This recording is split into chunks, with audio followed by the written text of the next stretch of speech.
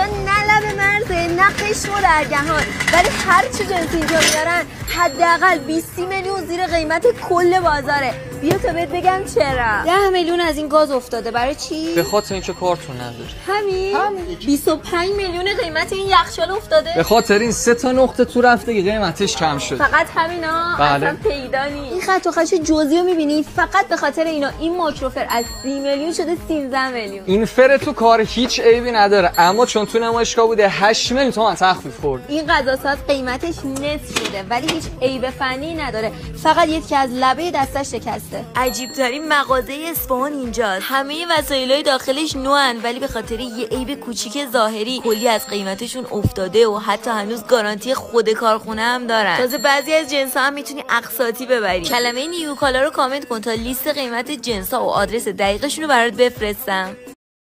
500 میلیون تومان وام خرید موتورسیکلت توی شرکت نیروموتور. 500 نه 700. آقا 700 میلیون تومان وام خرید موتورسیکلت توی شرکت نیروموتور. اینجا میتونید موتور انتخابی خودتون رو توی باز پرداختای 2 ساله و 3 ساله تا سقف مبلغی 700 میلیون تومان خریداری کنید. اگه میخوای از شرایطش اطلاع بیشتری پیدا کنی عدد 700 این زیر برام کامنت